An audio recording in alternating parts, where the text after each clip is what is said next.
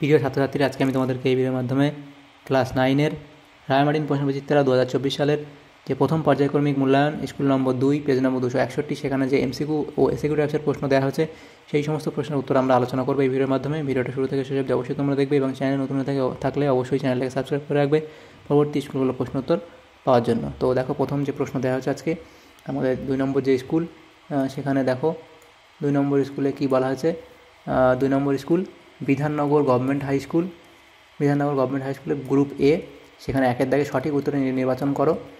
1-এর দাগের 1-এর প্রশ্ন বলা আছে পদার্থ যেটি মৌলিক একক সেটি হলো, পদার্থ যেটি মৌলিক একক সেটি হলো পাস্কাল, নিউটন, কুরি নাকি ক্যান্ডেলা। সঠিক উত্তর হবে অপশান ডি, অর্থাৎ ক্যান্ডেলা। নেক্সট প্রশ্ন বলা আছে, দেখো একটি সেন্টিমিটার রৈখিক স্কেলের লঘিষ্ঠ ধ্রুবক হলো 0.1 সেন্টিমিটার, তাহলে অপশান বি তোমাদের এখানে সঠিক উত্তর হবে। নেক্সট প্রশ্ন 3-এর দাগে বলা আছে ml² T⁻², যে ভৌত রাশির মাত্রিক সংকেত সেটি হলো ভরবেগ, বল, ইয়ং গুণাঙ্ক নাকি কার্য। সঠিক উত্তর হবে অপশান ডি, অর্থাৎ কার্য। তো কার্য সমান আমরা কি জানি, W = F × S।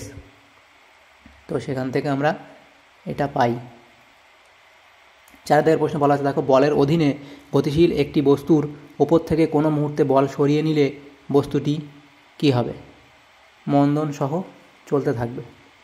5-এর দাগের প্রশ্ন কি বলা আছে, দেখো একজন দৌড় প্রতিযোগী আর ব্যাসার্ধের একটি বৃত্তাকার পথ 40 সেকেন্ড সময়ে একবার সম্পূর্ণ করে, তাহলে 2 মিনিট 20 সেকেন্ড পর তার স্মরণ কত হবে? তো এখানে তার স্মরণ বলা হয়েছে। টোটাল ডিস্টেন্স যদি আমরা বৃত্ত ধরি, এটা তার ব্যাসার্ধ যদি আর হয়, আমরা যদি এভাবে ঘোরে তো 40 সেকেন্ডে এক পাক ঘুরবে, আর 40 সেকেন্ডে দ্বিতীয় পাক ঘুরবে, এবং এখানে দেখো 2 মিনিট 20 সেকেন্ড মানে 140 সেকেন্ড পরে কোথায় দাঁড়াবে। তো দেখো, প্রথমে 40 সেকেন্ড এখানে আসবে, দ্বিতীয় 40 সেকেন্ডে আবার যদি এখানে আসে, তৃতীয়বার 40 সেকেন্ডে আবার সে এখানে আসবে, কিন্তু তারপর যখন 20 সেকেন্ড যাবে তখন এখানে থাকবে, অর্থাৎ এই তার প্রথম এখানে এবং শেষ এখানে। তাহলে এই ডিস্টেন্সটা কিন্তু আমাদের হবে স্মরণ। দূরত্ব বললে কিন্তু 7πr হবে, কিন্তু আমাদের দূরত্ব চাইনি, সেটা আমাদের স্মরণ চেয়েছে। তো সেই কারণে আমাদের এই যে ডিস্টেন্স, এটা যদি একটা বৃত্তের ব্যাসার্ধ আর হলে তার এটা ব্যাস কত হবে? 2r। তাহলে আমাদের সঠিক উত্তর হবে অপশান বি, অর্থাৎ 2r। দেখো 6-এর দাগের প্রশ্নে বলা আছে ইলেকট্রন সম্পর্কে কোন উক্তিটি সত্য নয়? অপশান বি, এটা সত্য নয়, এটি অস্থায়ী কণা, এটা সত্য নয়। আচ্ছা, পরের দাগের প্রশ্নে বলা হয়েছে 7-এর দাগের প্রশ্ন, একটি হাইড্রোজেন পরমাণু থেকে একটি ইলেকট্রন বেরিয়ে গেলে তাতে কোন কণা থাকে? তাতে একটি প্রোটন কণা থাকে, অপশান এ হবে সঠিক উত্তর। তাহলে এখানে যে এমসিকিউ টাইপ প্রশ্ন ছিল সেগুলো হয়ে গেল। তারপরের প্রশ্ন দেখো, আচ্ছা এখানে একটা দাগ নম্বর আমাদের মনে হয় মিসিং হয়েছে, এখানে একটা ছিল, এখানে 7 নম্বর প্রশ্ন ছিল, সেটা হচ্ছে কি, এই যে এক্স একটা পরমাণু, তার ক্রমাঙ্ক এত এবং তার ভর সংখ্যা এত, পরমাণুটি নিউটন সংখ্যা কত? তো নিউটন সংখ্যা আমরা কীভাবে বার করব এই অঙ্কটাতে? তো তার ভর সংখ্যা মাইনাস নিউটন সংখ্যা সমান ভর সংখ্যা মাইনাস তার পারমাণবিক সংখ্যা, এখানে বিয়োগ করলে কত হবে? 144 হবে। তাহলে আমাদের অপশান সি হবে সঠিক উত্তর, তার নিউটন সংখ্যা 144। তাহলে এটা হয়ে গেল। নেক্সট এমসিকিউ প্রশ্ন 8টা হয়ে গেল। তারপরে যে প্রশ্ন আছে সেগুলো কি আছে, গ্রুপ বি এর মধ্যে দেওয়া আছে, অতি সংক্ষিপ্ত প্রশ্নগুলো উত্তর করতে বলা আছে। দেখো, প্রথম প্রশ্ন বলা হয়েছে ওজন বাক্সে বাটখারাগুলির ভরের অনুপাত কত? সেটা হবে 5:2:2:1। নেক্সট প্রশ্ন ছিল এটা, তো এটা 1, এটা 2, 3, দাগ নম্বরগুলো মিসিং হয়েছে সেহেতু আমি লিখে দিচ্ছি, 5, 6 এবং এখানে 7টা প্রশ্ন ছিল। তো দেখো, আলোকবর্ষ অর্থাৎ লাইট এয়ার কোন ভৌত রাশির একক? এটা হবে দূরত্ব বা দৈর্ঘ্যের একক, ডিস্টেন্স মাপা হয় ওটার মাধ্যমে, আলোকবর্ষ এককের মাধ্যমে।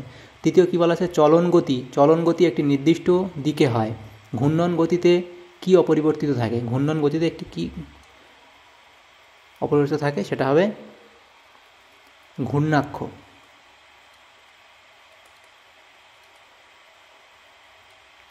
আচ্ছা, নেক্সট প্রশ্ন দেখো কি বলা আছে, কোনো একটি বস্তুর ওপর বল প্রযুক্ত না হলে এর ভরবেগ থাকবে কি না? 5 নম্বর হচ্ছে কি, ক্রিয়া প্রতিক্রিয়া দ্বারা সাম্য প্রতিষ্ঠিত হতে পারে, বক্তব্যটি সঠিক না ভুল? বক্তব্যটি হলো ভুল। 6 6 থেকে প্রশ্ন কী বলা আছে দেখো, 1H3 এবং 2He4, তো একটা হাইড্রোজেন একটা হিলিয়াম, এদের মধ্যে সম্পর্ক কী।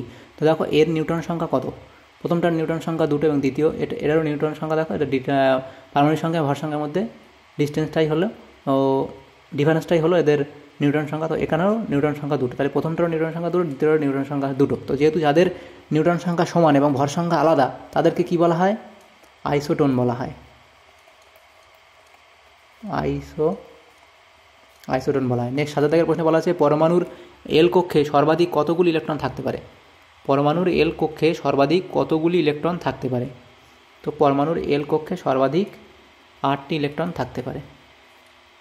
তাহলে এখানে যে প্রশ্নগুলো ছিল বিভাগ গ্রুপ বি এর মধ্যে সেগুলো হয়ে গেল। তাহলে আমাদের ভৌতবিজ্ঞানের স্কুল নম্বর 2 সেখানে যে প্রশ্নগুলো দেওয়া হয়েছিল ক্লাস 9-এ রায়মার্টিন প্রশ্নবিচিত্রাতে, সেই প্রশ্নগুলো উত্তর আমরা করে দিলাম, অর্থাৎ 1 নম্বর প্রশ্নের প্রশ্নগুলো উত্তর আমরা করে দিলাম এই ভিডিওর মাধ্যমে। যদি তোমাদের ভিডিওটা সামান্যতম উপকার এসে থাকে তো অবশ্যই একটা লাইক করবে এবং চ্যানেলে নতুন হয়ে থাকলে অবশ্যই চ্যানেলটাকে সাবস্ক্রাইব করে রাখবে পরবর্তী স্কুলগুলোর প্রশ্ন উত্তর পাওয়ার জন্য। Thanks for watching.